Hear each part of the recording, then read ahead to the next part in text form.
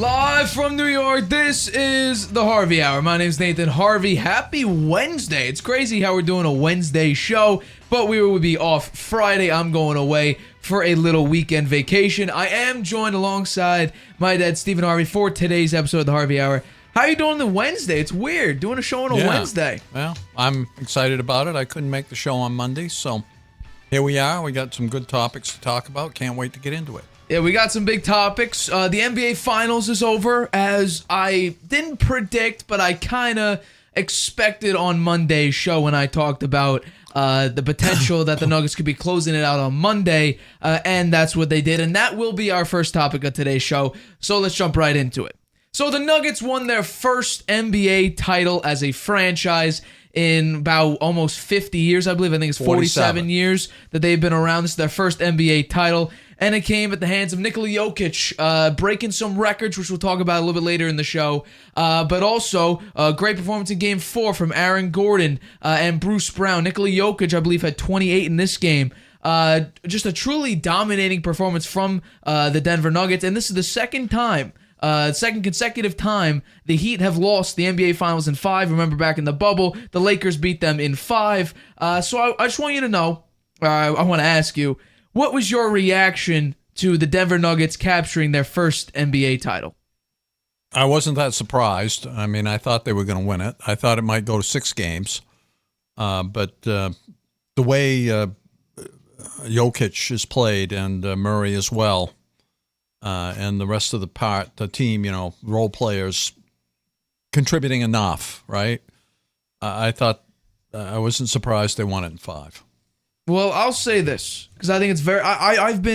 Because I heard all throughout the Knicks series, when we were talking about the Knicks and how they probably should have beaten the Heat, I got a bunch of backlash about, Jimmy Butler is amazing. The Heat defense is so good. And I kept hearing, I've talked about this several times, I kept hearing about this Jimmy Butler character. This great, and someone wrote an article recently saying how Jimmy Butler's a set-in-stone Hall of Famer, and he's the most underrated player in basketball right now throughout his career. And to me, that didn't make a lot of sense, because he really doesn't have, top-tier echelon accolades. But maybe it's because Hall of Fames, besides the Baseball Hall of Fame, is easier to get into.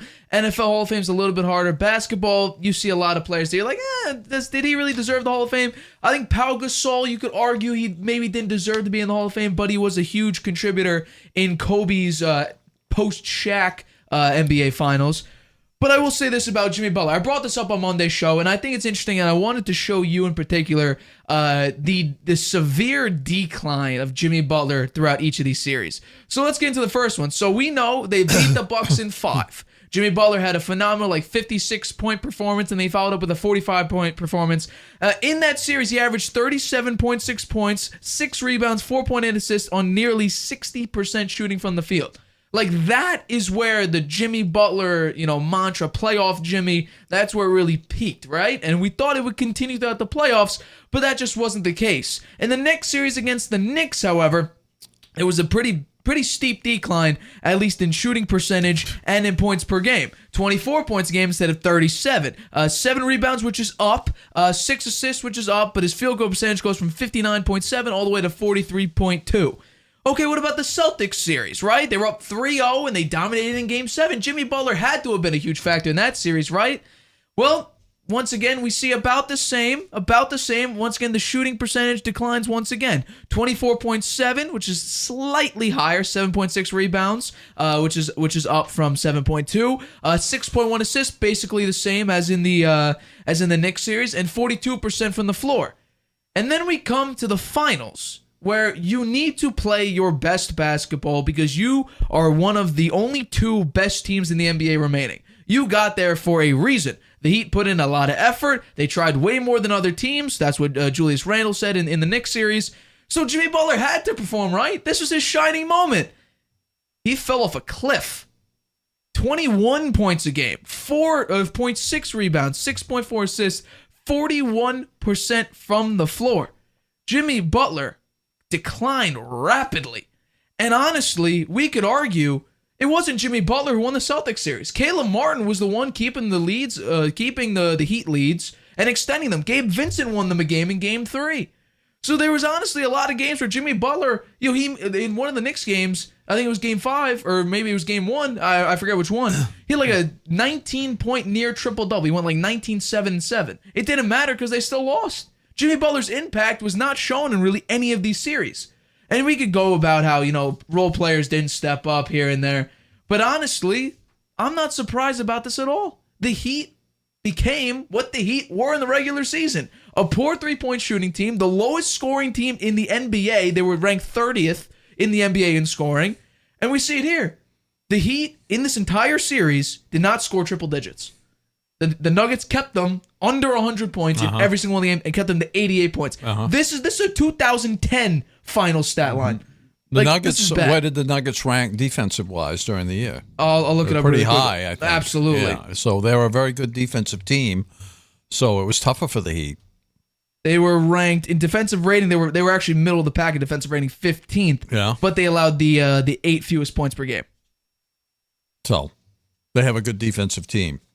Yeah, right? I would say they better have than the Celtics, right? Celtics are terrible. Celtics, surprising based on the team. stat line. No, the playoffs they were terrible. Playoffs they were garbage. Terrible. Throughout the regular season though, they were top Up there. 5. Yeah. I think they were the only team top 3 in both offensive and defensive rating, which is interesting. Or maybe it was top 5. So, I mean, well, you know what? It's incredible. I can't be quite as tough on Jimmy Butler as you. Okay. I mean, in that first series, how many players averaged 38 points in a series? Huh? To hold him to that standard in every series, it ain't going to happen, right? I wanted something similar. I was waiting for the takeover game. Maybe, most people would say over 20 points a game, and with those other stats he had, that's not too bad. But I agree he is held to a little higher standard because he's their best player, and he's their, quote, superstar on the team, he and Bam, the two of them, right? And he didn't have such a great he did fall off, as you point out. You've got the data that shows it. And I got to believe those guys were getting tired there near the end, right? They had to play 7-game series against Celtics, which was really tough. Yeah, and 6 against the Knicks. And they were depleted, right? I'm sure they would have liked to have rested Jimmy Butler a little more throughout the playoff run than they did because they were depleted. They didn't have all their players. And I'll also say the undrafted players, the guys who stepped up along the way, they did horribly in the finals, right? Yeah. They weren't ready for that stage. They didn't play well at all, and I guess you could say they were almost respectable in the game the other night. Vincent with 6 points, Strus with 12 points, and Martin with 10 points. And Duncan Robinson only had 5 points. So, overall, they didn't do well. No, they didn't do well. I think that's more the reason they lost than Jimmy Butler. I mean, Jimmy Butler did have 5 assists. He did. He had 3 steals. He had 3 steals, too. He didn't have too many rebounds, though. Usually he gets more rebounds. So, and I think the rebounding is where they wound up losing the game, right? They were 13 down. 13 down in the rebounds compared to Denver. No, I do think the role players needed to step up. And they more couldn't than shoot the three. They couldn't shoot the three. Neither they only team. the 25%. I mean, and neither team shot the three no, well. So that terrible. wasn't the difference in the game. But that could have been for the Heat if their 3-point shooting had been good. Yeah, they would have won. Well, this is why, in particular, this game, I'm going to go hard on Jimmy Butler because it was a elimination game in the NBA Finals. A guy said that, a writer said that you were a set-in-stone Hall of Famer and the most underrated player in the league. And through 3 quarters, you had 8 points on 2 of 10 shooting. Huh? This is supposed to be the guy that is the most underrated player and a set-in-stone Hall of Famer? I don't think so. And we could say, oh yeah, but he hit 2 or 3 threes in the fourth quarter to bring him up late. He cost his team the game in large part because you're supposed to be the guy. Yeah. And by the way, if you go down the stat line, Bam was a better finals performer than Jimmy Butler was. Yeah. And Bam could be inconsistent at times. He could be soft. He could shrink. Yeah. In this series, he stepped up, and that's what's crazy about it. Bam was a much more consistent player. I think he averaged a double-double in this series, if I'm not mistaken. Yeah. It seemed like he had, more than 10 rebounds and 20 points a game. He's tough. He played Jokic as well as anybody could, I think, and he's quite a bit smaller. Yes. than Jokic. And I'd say, if Jimmy Butler, you're right, in the last game, if he'd had 30 points, they would have won the game. You know what's crazy about that? After that Milwaukee series, there was one game where he had 30 points or more, and that was game one in Boston. The only other game he had 30 points or more. He stayed within 20. Actually, did he even hit 20? He hit 29 in game 4 against Boston, but he didn't hit 30 again. After that Boston series, he didn't hit 30 again. They didn't win it. They After game 4, starting game 4 in the Celtics series, they didn't win a game at home after that. That's another reason they lost. The rest of the playoffs, they didn't win another game at home. So that was another thing that was bad for them. And Jimmy Butler now, he still hasn't won a championship, right? He hasn't been on a team that's won a championship. But I still give the Heat a lot of credit, man. I didn't think they would get out of the first round. Neither of us because they were depleted. The Hero was not playing, Oladipo was not playing, and the season record was poor, right? And they made it to the finals, and so I give them a lot of credit. But the Nuggets were a class above, way above. They were ready to play, and they shone in the finals when the lights were brightest. They were the best. Yeah. I will say this about the Nuggets, and I think this is not going to be a hot take. This team is not an all-time team. I don't even think it's close, because you have Jokic, who is probably the most consistent player. Jamal Murray had 1 or 2 games where he was like, this game he didn't play all that well. And then you have a bunch of role players. Aaron Gordon is primarily a defender. Michael Porter Jr. couldn't hit the broadside of a barn on any of his shots. He played pretty well the other night, though. Yeah, I mean, 16 points. He shot mostly inside. His jump shot wasn't there. He would consistently give up open jump shots to drive to the basket and try to get layups, and that's where most of his points came from. I mean, your production came like for instance, game 4, you saw Bruce Brown and Aaron Gordon as your 2 leading scorers. Jokic and Murray. Jokic got into foul trouble, and Murray was basically ineffective. Porter had 13 rebounds. He did, and that's what's good. Porter did his job. When he couldn't make baskets, he found a way to be efficient in other parts of the game. Aaron Gordon did his job defending and did it well. But this team is not an all-time team. Jokic is a superstar. Jamal Murray's a very, very good player. I think he's near superstar. I don't think he's a superstar yet. I think he's near superstar. But we're talking about, you put this team up against any all-time team, any all-time finals winner. The Warriors last year, you think this Denver team could beat the Warriors last year? I don't think so. No. Pre-Draymond Green punch? I don't think so. Could this team have beaten the Celtics of last year? I don't think so. I don't think so. Maybe truthfully. Not. So I like, this team isn't all that great. It's just that they came to play. Jokic, like we're going to talk about, he set a record, an NBA history record for the most points, assists, and rebounds in a postseason. Yeah. Like, he had the first 30, 20, 10 triple-double in finals history. The Nuggets had 2 teammates who had the first 30-point triple-double in NBA history, not even finals or playoff history, in NBA history in the same game. So the Nuggets just showed up to play, and the Heat resorted to what they were throughout the regular season. A poor 3-point shooting team, a poor defensive team, and an incredibly poor offensive team. And they just wilted when they needed to step up. And it's shocking just to see, the degradation of where the Heat were to what they became, especially in this game. 88 points? You talk about defense. 89 points. 89 points, sorry. You talk about this team and this game. They didn't play such bad defense. Denver only got 94 points. Well, we're talking about throughout the series, though. They could not stop Jokic. They couldn't stop Murray a lot. Well, nobody can stop Jokic. They couldn't stop Bruce Brown and Aaron Gordon. What? And this number line is literally like a 2010 finals line. Like this, wasn't the score near this in game, was it 6 or 7 of the Celtics-Lakers finals? Like, going into the fourth quarter, you would see scores like about 70 points. Low-scoring game, and this was it. And it wasn't because it was like tough defense. You were just missing a bunch of shots. I mean, I'll look at it right here. The first quarter, the Heat shot 16% from 3. The Nuggets shot 12.5% from 3. They could not make a shot for their lives. And think about it, in the second quarter, where the Heat had the opportunity to pull away here, they were up by 5. The Nuggets went 0 of 7 from 3 in the second quarter, and you couldn't get it done. You simply couldn't get it done. And the Nuggets went back to what they do. You had a great block on Aaron Gordon. Kyle Lowry shot it into his chest. It was a bad shot.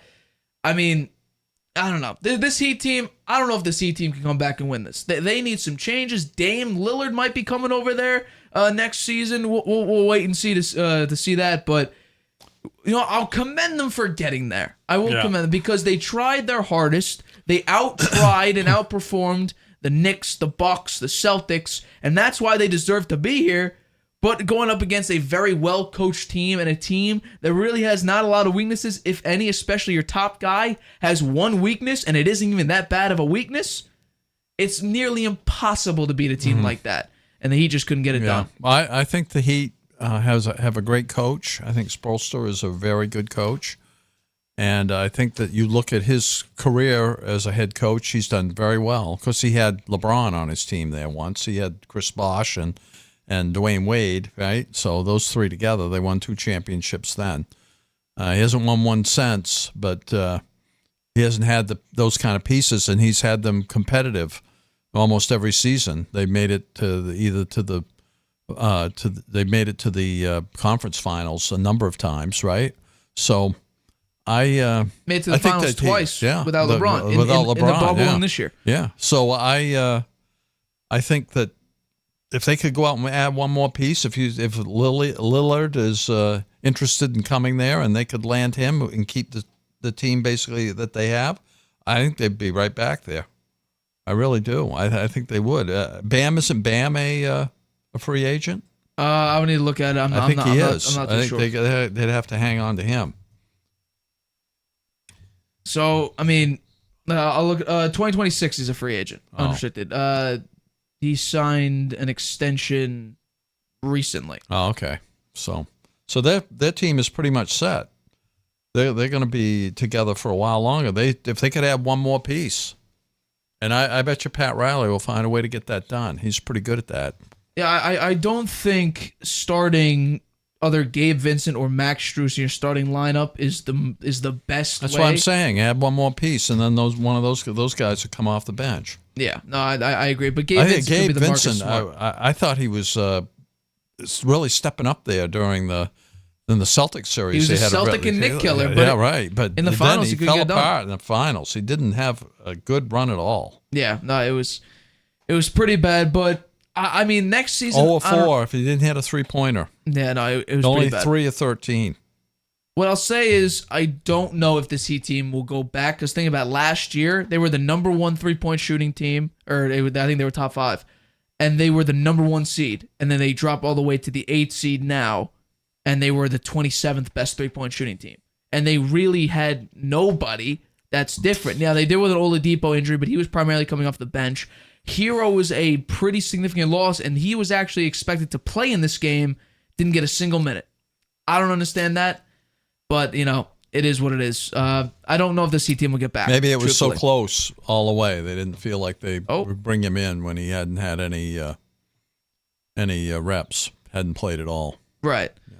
So I think we're going into our next topic here because some interesting things coming out of Buffalo. Now, I will say this before we jump into this topic. Stephon Diggs is back in practice after taking a little hiatus yesterday. And the head coach, Sean McDermott, questioning, he was shocked that Stephon Diggs wasn't in practice. Stephon Diggs yesterday posted this on his IG story saying, "I just be letting people cap. That means lie for anyone who doesn't know. If them lies help you sleep better, tell them, big dog." And this was, Josh Allen had a press conference. He had a press conference yesterday talking about the situation, and this is what he had to say. I think that there are some things that could have gone better last year and didn't. And just, I think we're just, as an organization, maybe not communicating the right way. Again, I want to get back on the same page with him. And again, he makes me a better quarterback, and I feel like I make him a better receiver. And I mean, I think it has more to do than just football, is what I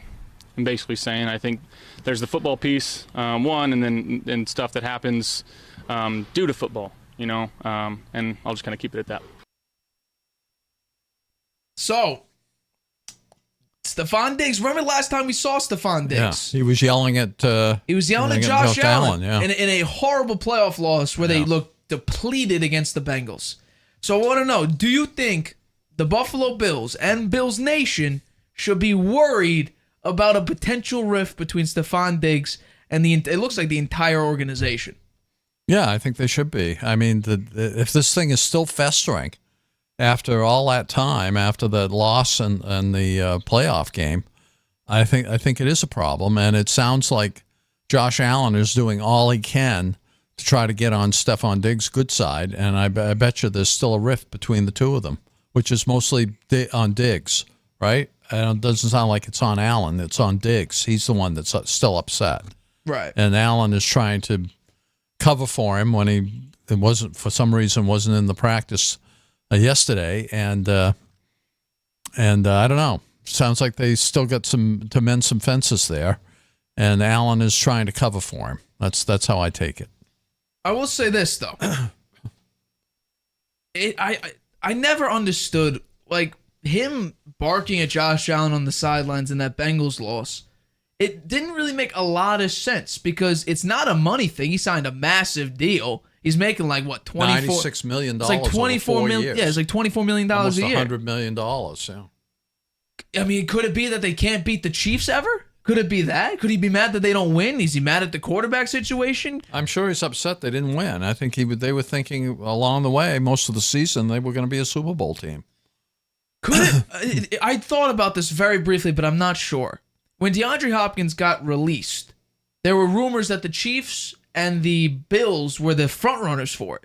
Could it be that Stephon Diggs maybe felt undermined?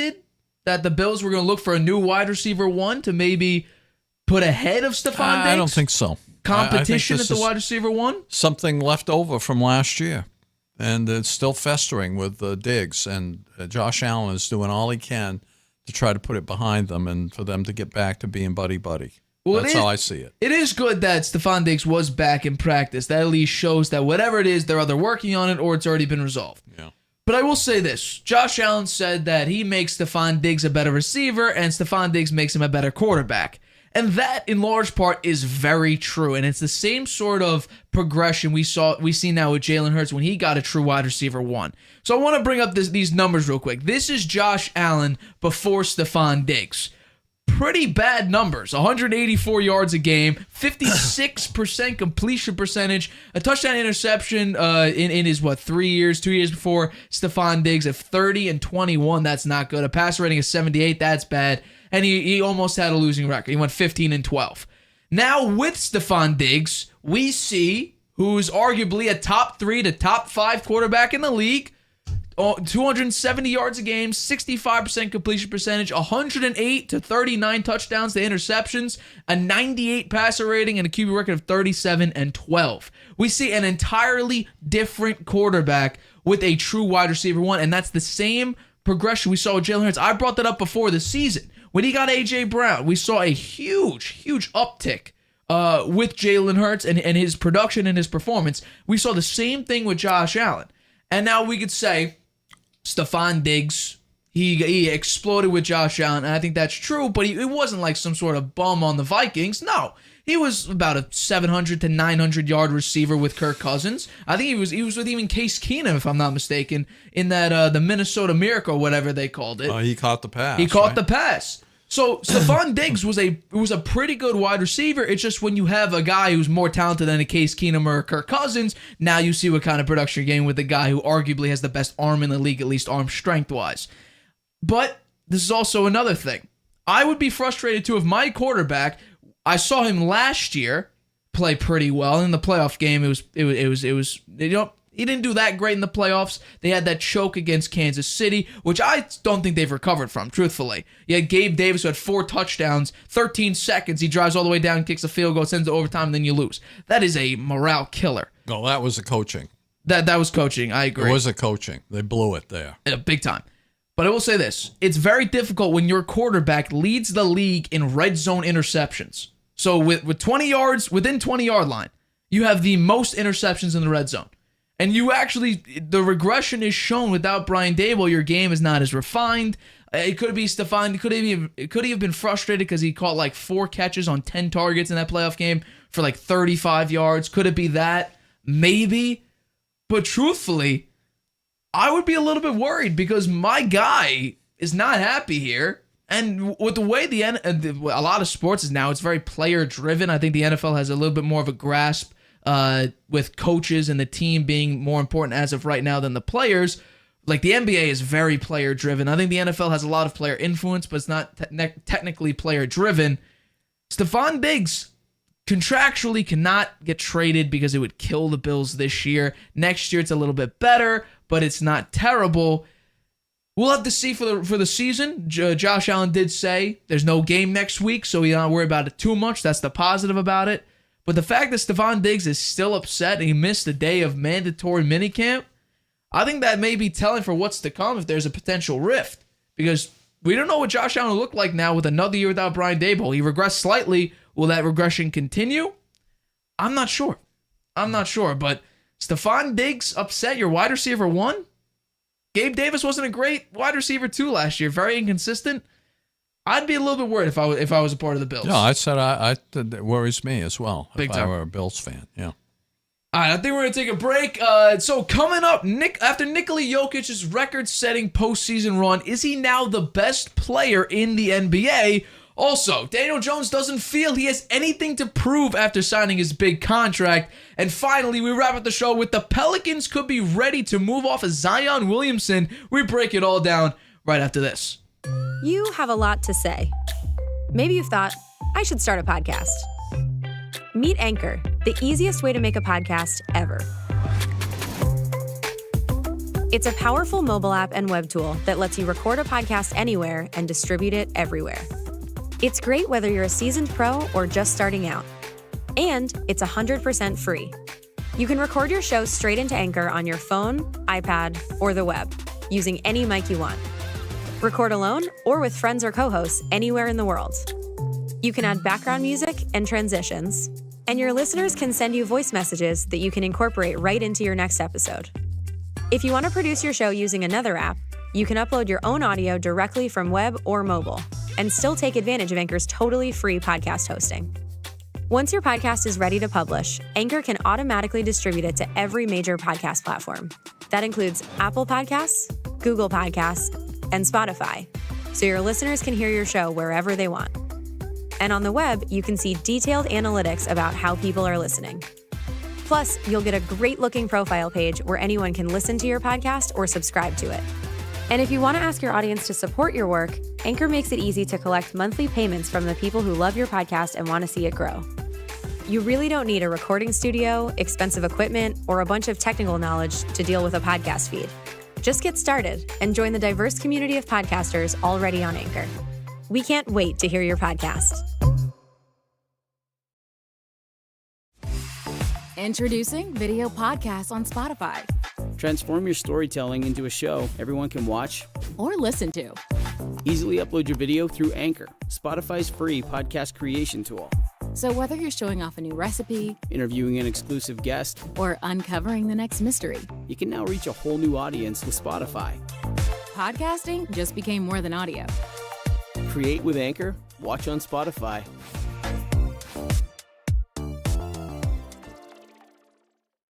Welcome back to the Harvey Hour. My name's Nathan Harvey, and as always, I'm joined alongside my dad, Stephen Harvey. Let's get into our next topic because it's very interesting. Nikola Jokic set an NBA Finals record, actually a postseason record, for the most points, rebounds, and assists in a single postseason, which is absolutely ridiculous from a guy who we both think doesn't really look like an athlete, but his efficiency and his effectiveness on the Nuggets, his intelligence, is unmatched in the NBA. There is right now, I think, no player comp to Nikola Jokic. I agree. So I want to know, as of right now, is Nikola Jokic the best player in the NBA? Yes. By how much? Like By quite a bit. Let me Really? put it to you this way. Go for it. Would the Celtics trade Jason Tatum for Jokic? Not a chance. You don't think so? No. I think they would in a heartbeat. No. And Well, how about well, no? Let me finish. Would Philadelphia trade Joel Embiid for Nikola Jokic? Long shot. Yeah. I'd say they would. Yeah. In a minute. Yeah. Would the Bucks trade Giannis for Nikola Jokic? I think that's close, but I think yes. I think they would too. I would. Yeah. And do you think that anybody on the Suns would be traded for Nikola Jokic? Either Kevin Durant or Booker. Either one of those guys. I don't think KD would. You don't think so? I don't think KD would. I do. I think so. He's a lot younger, and he's a force. He's unstoppable. He's amazing. His basketball IQ. He's like a point center. It's unbelievable the way he dishes the ball around and gets other people are open.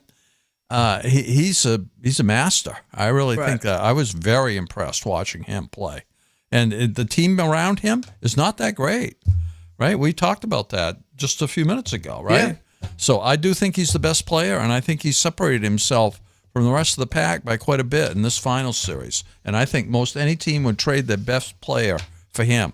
Do you think the Warriors would trade Stephen Curry for him? That is a guy I do not think they would. You don't trade. think so? Because here, the Jason Tatum thing, I'm gonna say I mistook that. I thought you said if Jokic is available, yes, I think they would.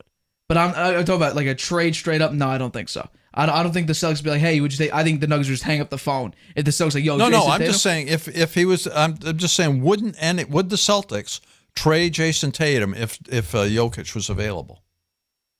Yeah, I do think they would. I think they would. I think there's a very small list of teams that would not pick up the phone. I think it would be the Warriors and Steph Curry because Curry is the Warriors culture. Even KD, who outperformed Curry in each of those finals. He's old. He's getting old. I understand that, but Curry is literally who the Warriors are. When KD went there and was the number one player on that team, KD left because it was still Steph's team. He wasn't getting the recognition that KD was hoping that he would get. It was still Stephen Curry's team. The KD situation, they spent way too much to get KD. They spent so much, and just trading him away would literally not fix any of their problems. I will say this, though.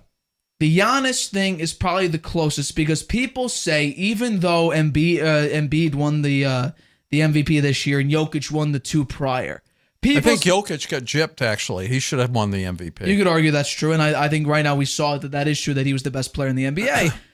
But even though other players have won MVP, people still thought, talent-wise, Giannis is the best player in the NBA.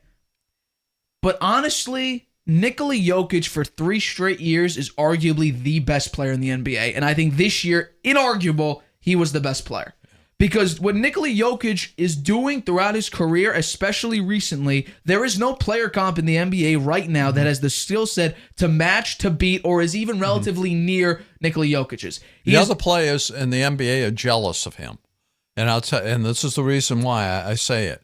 In the All-Star game, they had that crazy draft that they did. He was the last player drafted. Here's the thing. He got up. I think he was like shocked. Himself. I think he was shocked by that. He had this funny look on his face when he was the last one drafted, and that was like a diss of him. And it was not warranted. And I think it's because the other players are jealous of him.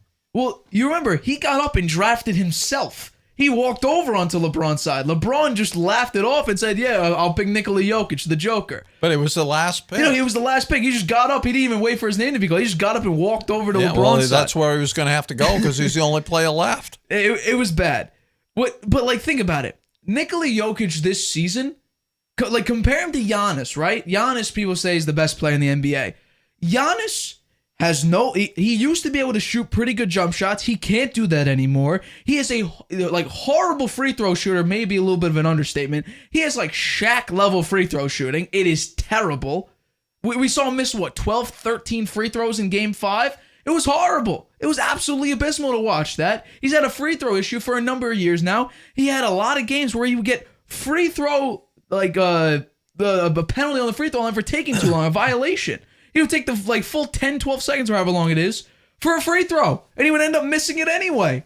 Nikola Jokic, right now, I have the number in front of me, is an 82% free throw shooter. He's near 40% three-point shooter. He's a 63% shooter from the floor, And he basically had a triple-double this year. 24 points, 11 rebounds, and he had 9.8 assists. I'll round that up to 10. For the past 2 seasons, for the past 3 seasons, he has been near a walking triple-double. Every game.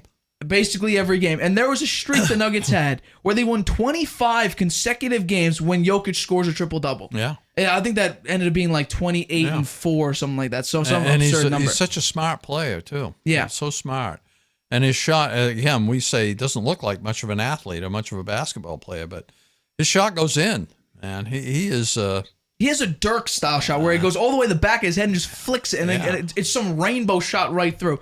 And he gets the weirdest touches when the ball hits the rim. It hits the rim and then just rolls forward. It's the weirdest thing I've ever seen. The amount of like the ball hits the rim and just goes around and then falls in for Jokic is more than I've seen of any other player, truthfully. But, like, think about what Jokic is doing. Jokic right now has the passing skills of, like, a Magic Johnson, the shooting ability near of a Steph Curry, but not the same volume, but the same sort of the same percentage of a Steph Curry. Yeah. The total shooting percentage is probably the best right now in the NBA. Like, what he's doing... He's one of the best rebounders in the league. One of the best rebounders in the league. And like you said, his basketball and IQ is incredible. Assists are as high as anybody, too. They're He's a very point much up there. center. They Never know. happened before. Well, you could say, Maybe Magic Johnson, Well, right? he was more of a forward. He was 6'9", 6'10". And this when they first won the championship in the last game in Philadelphia, he played center. That's interesting. Yeah. That's interesting. And he had a huge game. It really showed that he could play any position. Right. It separated him from a lot of people at that point in time. I think Jokic has separated himself from the pack by quite a wide margin here with this performance in this playoffs. I think so. Throughout his career, really. Yeah. Now, the last 3 years, anyway. I don't know why he didn't get the MVP this year. Just tired of giving it to him, I guess. Could be. And there's only two players that have won 3 straight, if I'm not mistaken, or at least in the past like 30 years or something like that. It's been a couple players that have won 3 straight. But truthfully, like, go down the league. Who can do the same thing Nobody. or the same production or better than There's Jokic? Nobody. Like sometimes guards like not many other teams. Nobody other team that I know of designs their offense around a player like they do around Jokic. There really isn't another team that does it like that. But that's because he's such a special player. Right. Yeah. No, it's incredible to see, and just the fact that he's a 6'11" center who could go up and down the court. Now, it may take him a little while, but he gets there. He could take the ball, go up against anybody, create incredible passes, create a tremendous spacing, even with a defender right in his face, could do his little Dirk shot without the major kickback, and he could drain the 3 from him basically anywhere. Yeah. Now, there's something to be said about whether or not he's trusted in the clutch, because it is Jamal Murray taking those shots. However, I don't think it matters. I don't think it matters. Yeah. Because what Nikola Jokic has been doing is incredible. I mean, think about it. Once again, he set an NBA postseason record with the most points, assists, and rebounds. Think about the other players think about any player in the NBA. Bill Russell, Wilt Chamberlain, Magic, Kareem, Jordan, any one of these all-time greats, they don't have this record. Nikola Jokic set this record now. And what he did was incredible. Now, we could say it's against the 8 seed Heat or whatever, but they're there for a reason. They were there for a reason. I think the Heat they earned the right to play in the finals. I agree with you there. I don't think anyone was going to beat the Nuggets. I really don't. This season, I do not think so. The way Jokic played this year, the way this team played in the playoffs, going through steamrolling basically every team. It took 70-plus per combined performance from KD and Booker to win their 2 home games for them to at least have a chance in the series, because it looked like it would have been a sweep. Going through the Timberwolves, sweeping the Lakers, although the Lakers honestly had the best shot. Basically, all 4 games were close, like within probably 5-6 points, and the Lakers just couldn't get it done. But they breezed through the playoffs, and against the Heat, beat them they in 5. basically did breeze through the playoffs, right? No, it was incredible to watch. And you know what, Jokic, Finals MVP, well deserved. Next season, we'll see if he can keep that up. I fully expect him to be at the same numbers this year. I expect the Nuggets to be a top 3 seed at least. We'll see what happens. But I think right now, I do not think it should be an argument whether or not Jokic is the best player in the NBA. And that shouldn't be strictly because he won the finals and won finals MVP. It's strictly because of his performance and how he played in the playoffs and throughout the regular season. Because he was a top player in both in defensive stats and offensive stats. In the playoffs, once again, set a record. I mean, what he's done throughout this year is incredible. So to say Giannis has flaws in his game, Giannis is an interior player. Yes, he can move up and down the court quickly at a center position. The intensity gets to him at times. He can't hit free throws. No, absolutely. Giannis, right? That's a major flaw in his game. He's also a sub 30% three-point shooter. So he can't shoot threes. His jump shot isn't that good. He's mainly an interior player. Yeah. He is a modern-day Shaq. He's a much more in shape version of Shaq. Do you think the Lakers would trade LeBron and Davis to Denver for Jokic? No, I don't think so. I do.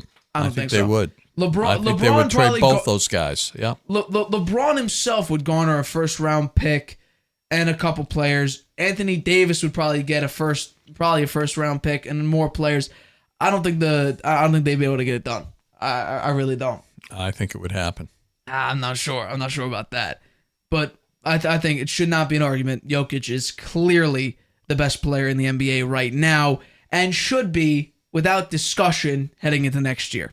But we'll see. Obviously, people say Giannis, Embiid, whoever, but Jokic deservingly is How the can best they? player. I mean, those guys have never won a championship. You get biased people here and there. You got people who, maybe voted Embiid for MVP and still think that, but, I think it should be, without question, Jokic is the best player in the NBA right now. All right, let's get into our next topic. It's weird. We talk about the Giants here and there, but recently I've been talking about the Giants a decent. I talk about Saquon on Monday. He's holding out, supposedly. He wants a big contract. So we'll see what happens with that situation. He's not ruled out sitting out next year.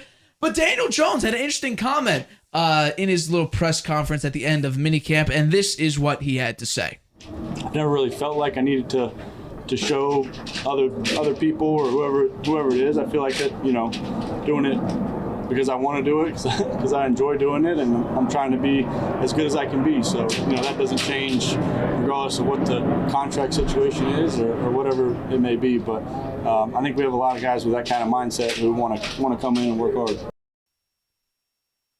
Daniel Jones never felt like he needed to prove anything? Strange from a guy who threw 15 touchdown passes last year.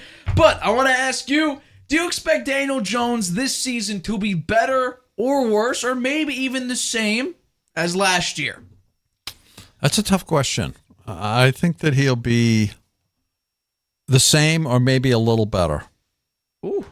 I don't think he'll be, just because he had a big contract, I don't think he's going to be that much better than he was. And in fact, it may hamper him because he may feel pressure from it, particularly in New York, right? They're going to be talking about it. And he may feel a little pressure to try to perform better because he's getting paid a lot more.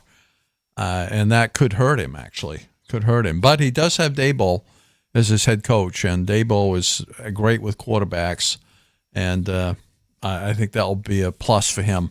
So I think he'll be about the same or maybe a little better, not outstandingly better. They didn't add anything. They didn't really. Well, they added a nice a nice tight end. Yep. Darren Waller, if he can stay healthy, right? On the wide receivers, though, they didn't really. Who's the number one? Waller. Is he the number one? I don't think Waller will be a. The wide receivers, they don't have really a number one. I don't think. Well, no, not a true number one. And truthfully, I don't think a tremendous amount of teams do have a true wide receiver one. That's why they probably, there were rumors about, Jerry Jeudy, Cortland Sutton, wide receivers like that could have been available. Right now, the wide receiver one is a guy who I think we both thought had a lot of potential. Isaiah Hodgins, based on ESPN, is the wide receiver one. Wide receiver two is Darius Slayton. And wide receiver three, I believe, is former Colts wide receiver Paris Campbell. So that's your 1 to 3. They brought back Sterling Shepard, who has some injury problems. They have Jamison Crowder, who was previously on the Jets. They don't have tremendous guys as your wide receiver core, but Hodgkins, he did play well last year. No, he did. Partway through the year, they got him going, and he was good. He was good in the playoffs. Yeah. No, he has a lot of potential.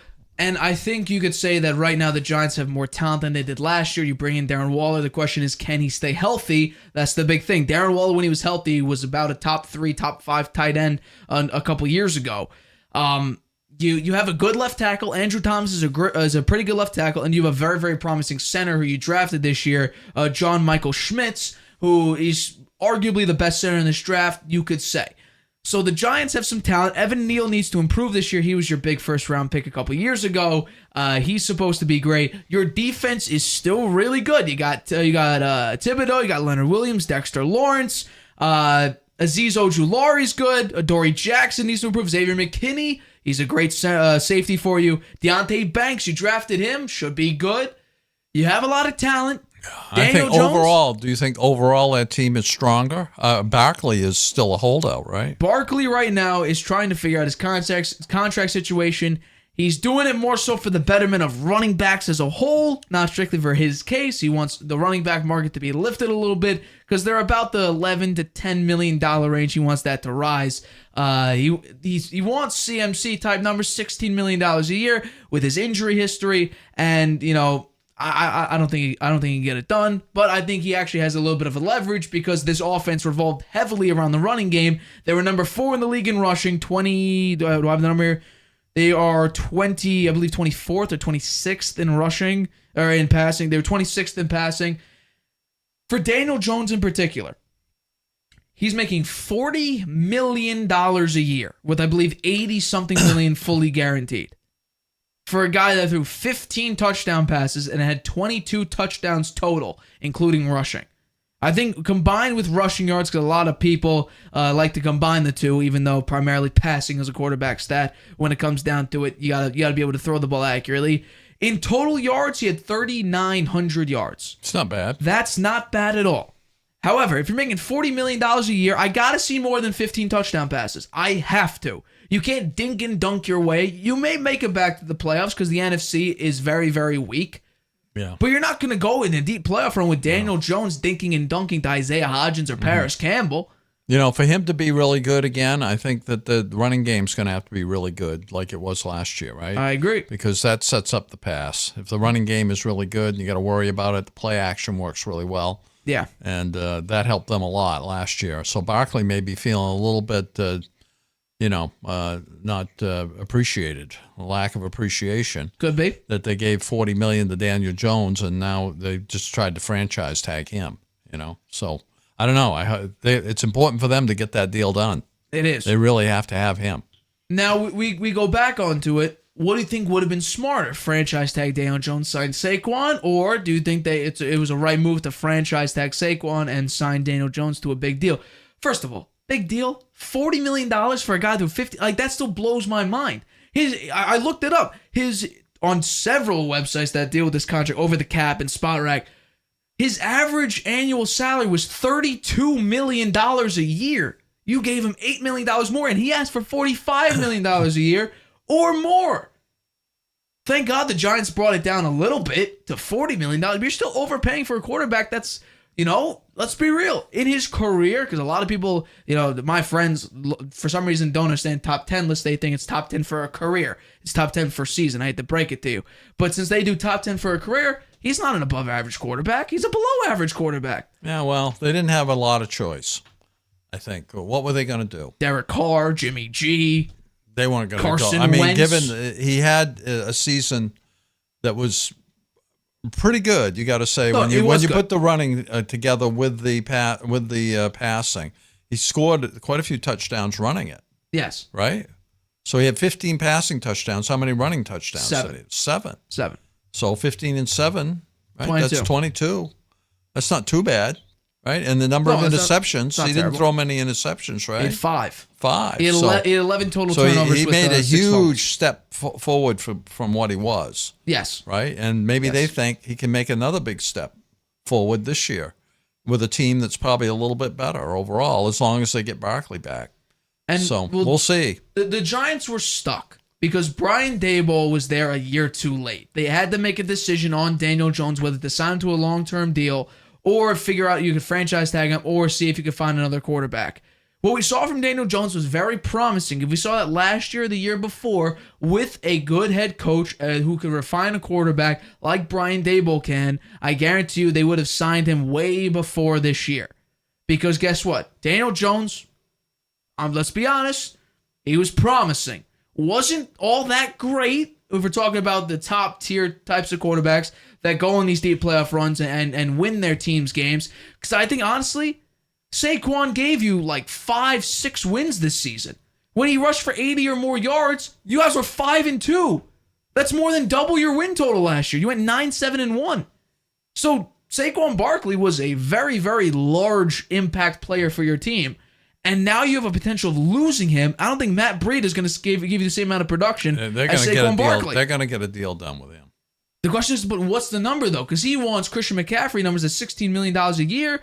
Their original initial offer was $14 million a year. It went all the way down to 12. And there was a report out that came today saying that they are reopening that $14 million a year offer. And the question is, will Saquon sign it?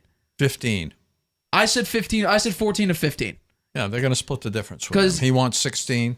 They're going to give him 15. He's not Christian McCaffrey. Christian McCaffrey could catch better. I think his rushing attack is better. Hell, he could even throw the ball. We saw that last year. Christian McCaffrey could throw the ball. Saquon is a tremendous explosive runner. His catching game needs a little bit of work. But maybe the Giants don't really play receiver back with Saquon Barkley that much.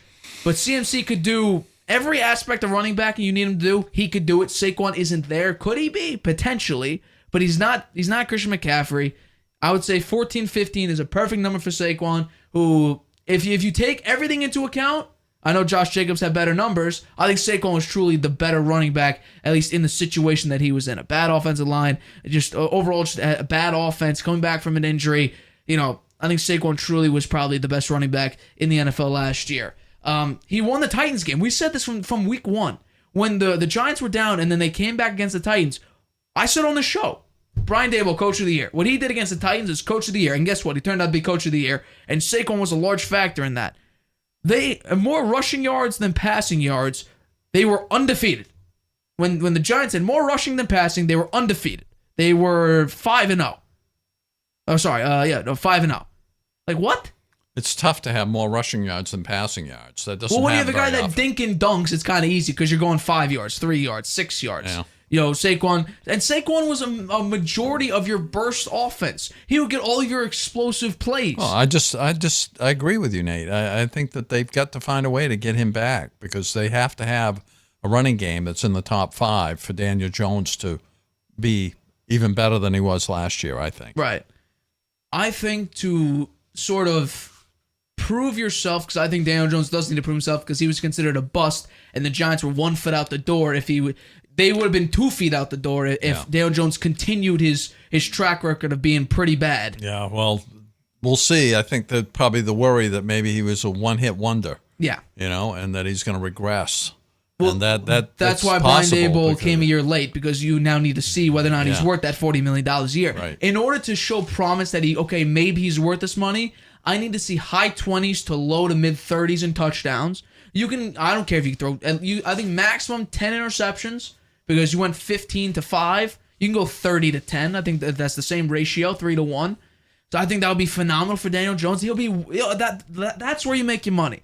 If you go 30-something touchdowns to 10 interceptions, I think that's right, and maybe running a little less, right? Because he's not going to last that long in the league with the way he was taking hits last year. But Daniel Jones now, like the problem early in his career was that he sat in the pocket too much. This year, you allowed him to run. The offense opened up a little bit. I say maybe learn how to slide, run the same amount, just don't take so many hits. Big hits, yeah. Like Josh Allen, he now knows he can't take these monster hits where he goes, He took some pretty big hits lowers last year. his shoulder into a defender. You can't do that. Learn to slide, and then you'll be fine. Daniel Jones, his running production is a large part of his game, and it's an important part of his game. Just don't take so many, big shot hits, and then, we'll see a good Daniel Jones. And you know what? I'm excited for the Giants. I'm excited to see what Dan Jones looks like. We'll be covering him throughout the NFL season. It'll be fun to watch. There's going to be a lot of the football's going to be great next year. I think there's a couple teams that are very, very interesting. I think the rookie quarterbacks are going to be an interesting case. I think the two New York teams are going to be very interesting. Daniel Jones with more talent, Aaron Rodgers to New York. Yeah. The Patriots is Mac Jones' return with the new OC. I think that's going to be interesting. And if they get D-Hop, we'll talk about that a little bit later on the show. I think it'll be interesting. Yeah. And then the Bills with Diggs and we'll see if that shows any lack of production. And Allen fighting with one another. We'll see. All right, let's get into our second to last topic of today's show. So a report came out today by Shams saying that the Pelicans are sort of actively looking to trade up to, I believe, the number 2 or number 3 spot, and that would probably require Zion Williamson to be traded. And it looks like they're not necessarily, opposed to that idea, which is, could it be shocking? We'll get into it, but do you think this is a good or bad idea for the Pelicans to potentially move off of Zion Williamson to draft a rookie guard after only 4 seasons with the team? I think it is a good idea. Good idea. Yeah. Okay, why do you think that? Well, his first year he played 24 games. Right. His second year he played 61 games. The next year he didn't play any. Last year he played 29 games. The guy is injury prone, and given the way he's built, hamstring injuries, foot injuries, ankle injuries, those kinds of things, I think they're going to be with him. And I just don't. I think that I don't think they'll be able to pull it off. I think if he was available, I don't think the teams that are in the top 3 are going to take a trade for that spot for him. I don't think they'll be able to get it done, even if they were willing to put him up there on the trade block. The problem, what Zion's career has been very, very conflicting, because when Zion plays, he's tremendous. I mean, he's putting up, average numbers at 26 points a game on 60% shooting. That's above players like Kevin McHale on efficiency, and he's at the top tier echelon of efficiency. But he doesn't play. Yeah, that's the big thing. He's 6'6" and weighs basically 300 pounds. That's a problem, and it's not. And the major concern that we saw with Zion's injuries were they weren't arm injuries, they weren't torso injuries, they were leg injuries. Yeah. You're on all that weight and you're coming down hard. You play a very, very physical game. You're an interior guy. You slam dunk the ball all the time. You get up and you land hard. He should lose some weight. Your legs. He doesn't have much luck there. In fact, there was a period where he was a little overweight. Oh, he was gaining weight, and you know what? New Orleans got some good food. New Orleans got a lot of good food there. A lot of beer too. So I mean, Zion Williamson. The problem is he can't stay healthy. If he is available, do you think teams would honestly take a shot, because he signed a massive deal, and giving up one of the top 3 picks in the NBA draft? I don't think so. You're going to have to give more than that. Well, I don't think that they would do it.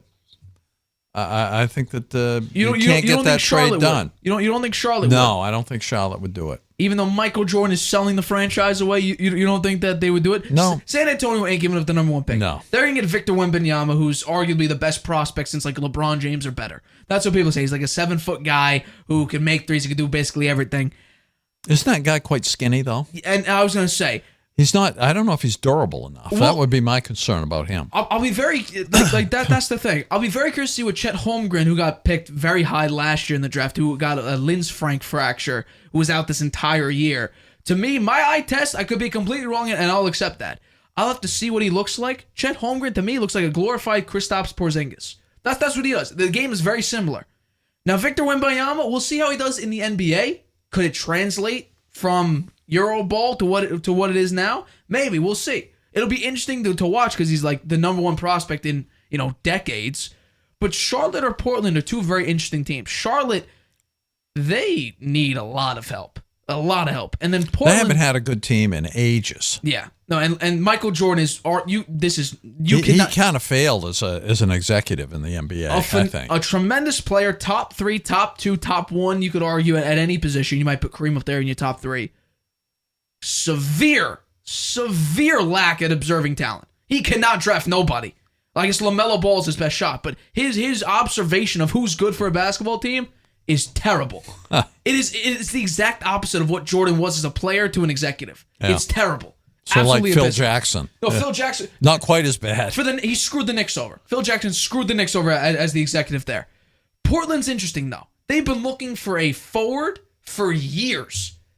If they trade Zion, if they trade for Zion, you would give up probably the third pick. You may need to give up, Simons maybe. You need to give up a couple pieces obviously to get Zion Williamson because he's young. He's great when he plays. You may be able to keep Dame Lillard. You may be.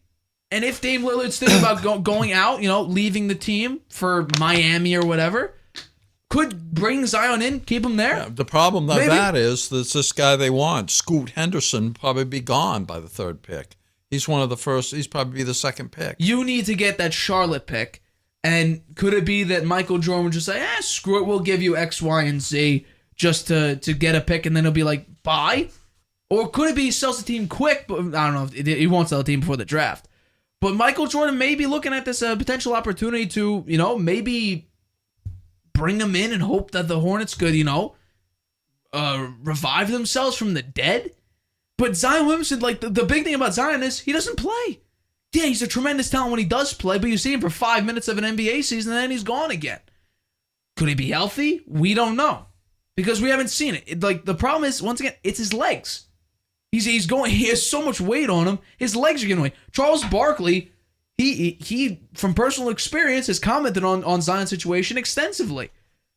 He needs to get in shape, and it looks like Zion Williamson's doing a little bit better now, but he needs to get it done. The off season or the off the court stuff is a killer.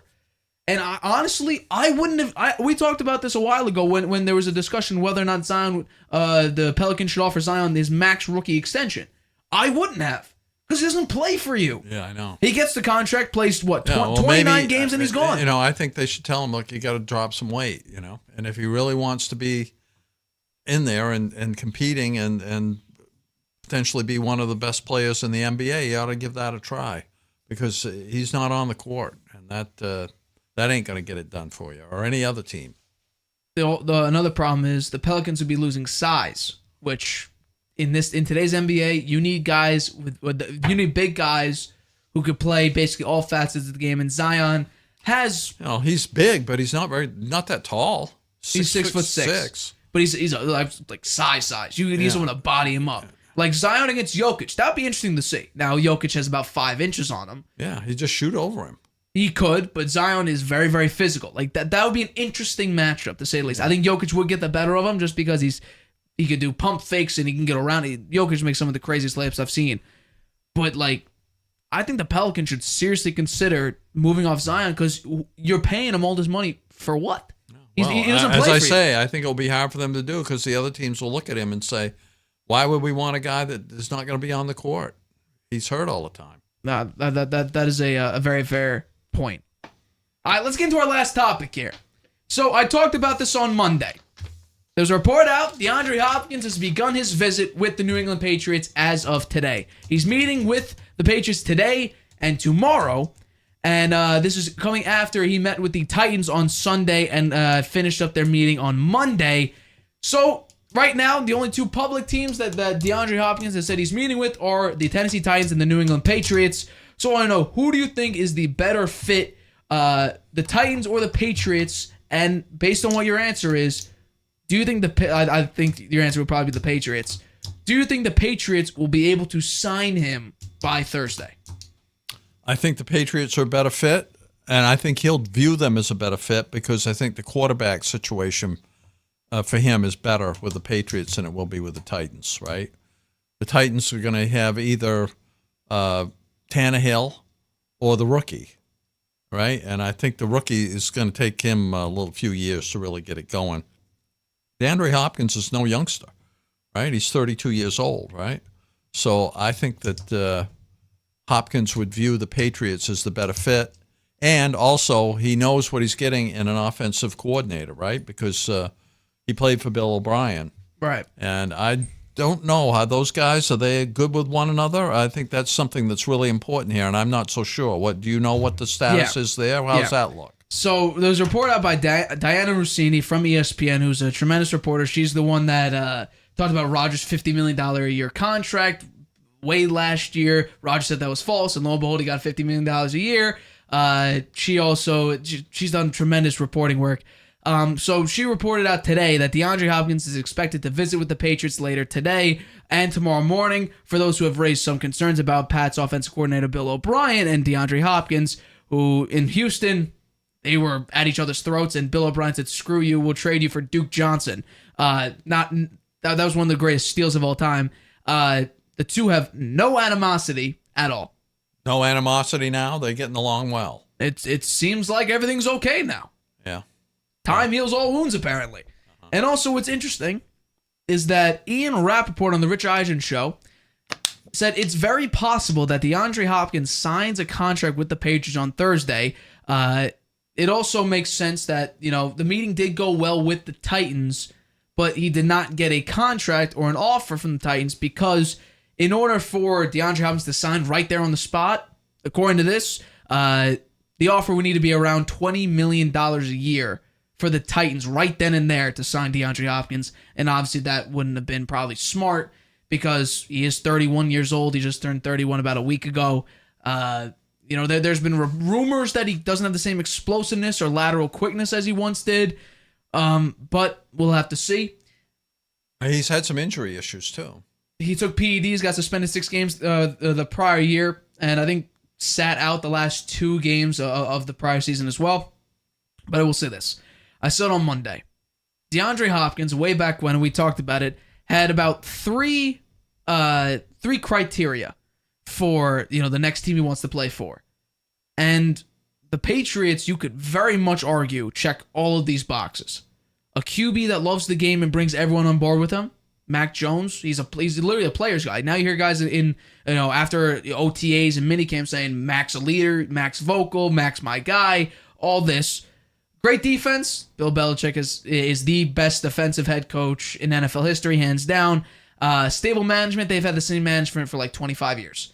So that literally checks all the boxes. And now the Patriots look a little bit more enticing because Mac Jones doesn't look like some bum that he did last year with an offensive coordinator who drew up 10 passing plays for the season. He actually has a proper offensive coordinator. The offensive line is still a huge question mark. Trent Brown is not there at training camp, or I guess mini camp. It does not look good. He's still on the team? He's still on the team. Hasn't made it to mini camp. Does not look good. He did not have a good year last year. So right now they're, Calvin Anderson and Riley Reef for your 2 tackles. It does not look good for the offensive line. Isaiah Wynn still with them? Isaiah Wynn's gone. He's long gone. Did they trade Marcus him, Cannon's also gone. No, he's a free agent.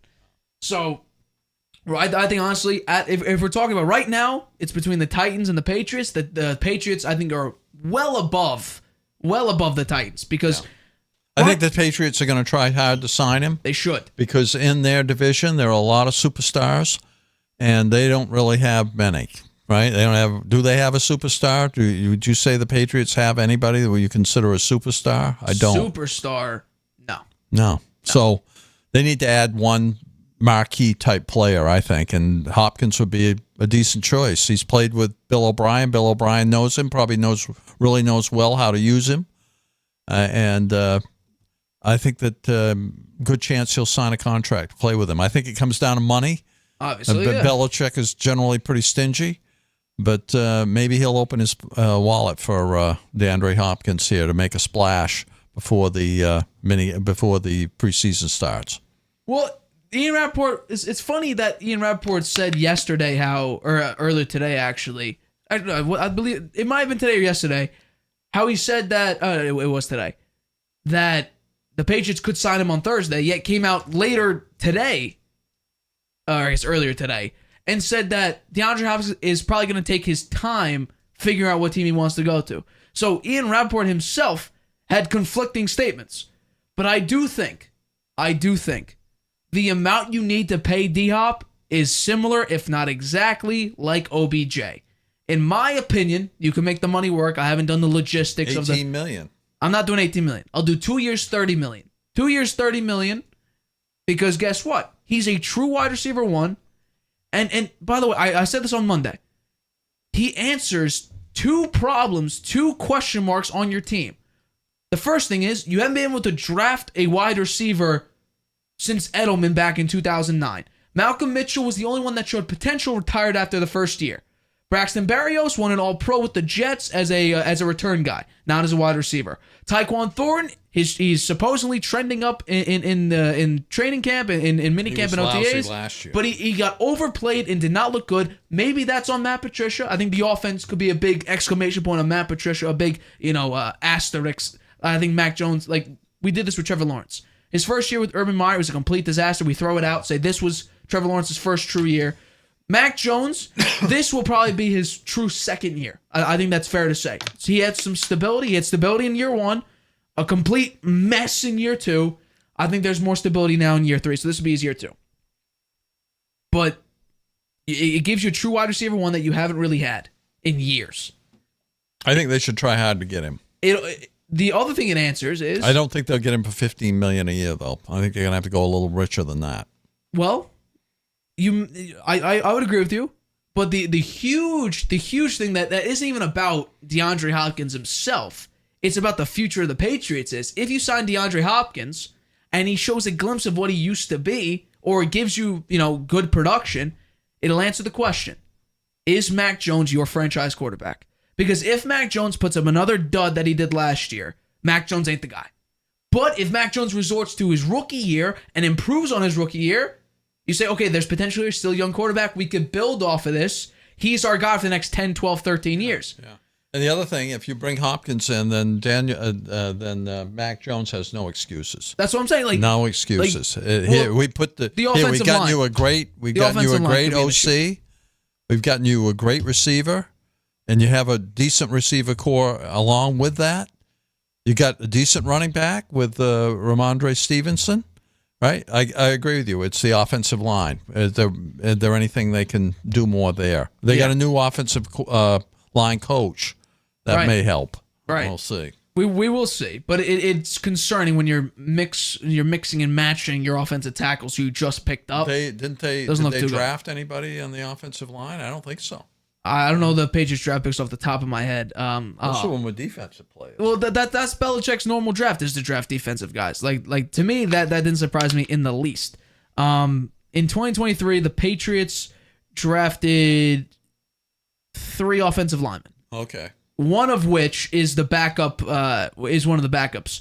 City So. He's 6'5", 326. He's in that second depth line. He's in the immediate replacements.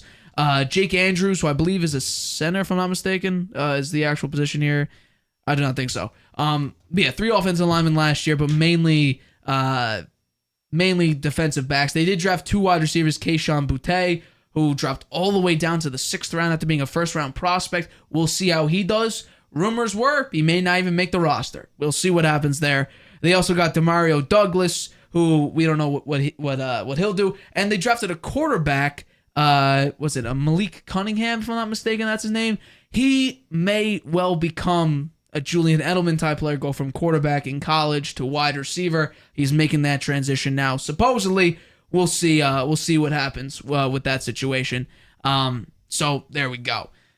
DeAndre Hopkins visiting the Patriots today and tomorrow. We will see exactly what happens with that situation. I do think right now, out of the teams publicly that are coming out, the Titans and the Patriots, I think are far and above the Tennessee Titans when it comes to, what you want to do. I'd like to see him sign him. I think it'd be great. They need to. They need. The Patriots got someone uncharacteristic and spend a lot of money on a single player. I mean, you look at Miami; they got 2 elite wide receivers. You look at Buffalo; they got Stephon Diggs. Right. You look at the Jets; I'm not so sure there. Well, Garrett Wilson. Yeah, maybe. That's how you got McCole Hardman. Whether Aaron Rodgers will throw him the ball or not remains to be seen. Right? He's going to throw it to his buddies. Yeah. No, that's true. Yeah. So it'd be good for the Patriots to have an elite number 1. It would be, and it would be very weird to see a solidified number 1 receiver, talent-wise, in DeAndre Hopkins on the Patriots, because the Patriots really haven't had a true wide receiver 1. I mean, Edelman was a slot guy. He wasn't a wide out. Randy Moss. 2009 or 2010 was the last time we found the 10 years. It's been 10 years since the Patriots have had a true wide receiver 1, and Randy Moss was on a decline back in 2010. So I don't know. DeAndre Hopkins to the Patriots. We're all hoping and wishing. but at least Patriots fans are. But we will see. All right, that'll wrap it up for this episode of the Harvey Hour. We will be off Friday, but clips will be uploaded throughout the week, the rest of the week and throughout the weekend. You can catch us on Spotify for podcasters, which used to be Anchor.fm, which is the ads that we play in between the show. That's Anchor.fm/The Harvey Hour. You could still go there. If you want to send a message into the show, it's Anchor.fm/The Harvey Hour/message, or you catch us wherever you get your podcasts, Spotify, Apple Music, Google Podcasts, wherever, or I guess Apple Podcasts. Anywhere you get your podcast, you can listen to the Harvey Hour anywhere you go. We'll be back Monday. We'll be off Friday. Well, like I said, clips throughout the week. We'll be back Monday, 6:30 p.m. Eastern, right here with brand new topics, NFL, NBA. We'll have to wait and see. But for now, my name is Stephen Harvey. That's my dad, Stephen Harvey. We are your co-hosts of the Harvey Hour. We will see you Monday, 6:30 p.m. Eastern, right here on YouTube. Night, Grandpa. Have a good one. Introducing video podcasts on Spotify. Transform your storytelling into a show everyone can watch Or listen to. Easily upload your video through Anchor, Spotify's free podcast creation tool. So whether you're showing off a new recipe Interviewing an exclusive guest, or uncovering the next mystery, you can now reach a whole new audience with Spotify. podcasting just became more than audio. Create with Anchor, watch on Spotify.